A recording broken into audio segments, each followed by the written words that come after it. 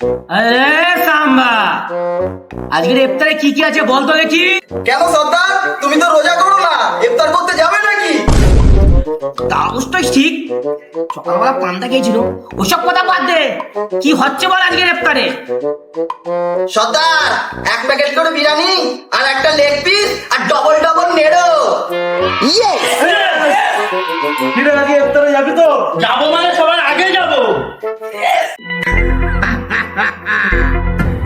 প্রতিদিন তোরা রোজা না রেখে ইফতার খেতে যাস, এই সাজা তোরা পাবি। আমি প্রতিদিন ইফতারে গিয়ে শুধু নেড়ো পাই আর কিছু পাই না। সাজা তোরা পাবি, অবশ্যই পাবি।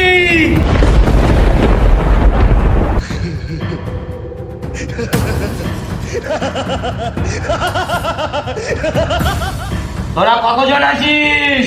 সর্দার, আমরা 10 জন আছি। হ্যাঁ, 10 জনা? আমি তো দেখতে পাচ্ছি তোরা 3 জনা। আরে রক্ত কে গো, দেখতে যখন পাচ্ছিস জিজ্ঞাসা করছিস কেন? 3 জনাই আছি, কি হয়েছে তাই বল। আচ্ছা, তাহলে তোরা 3 জন আছিস। রোজায় কতজন আছিস তাই বল। সর্দার 2 জন। আচ্ছা, 2 জন। তোরা 3 জন আর রোজায় আছিস 2 জন, মোট 5 জন। হ্যাঁ, 5 জন। সর্দার বলে অঙ্ক পরীক্ষা ফেল করেছিল। ধুর, সর্দার মনে হয় অঙ্ক পরীক্ষা দেই।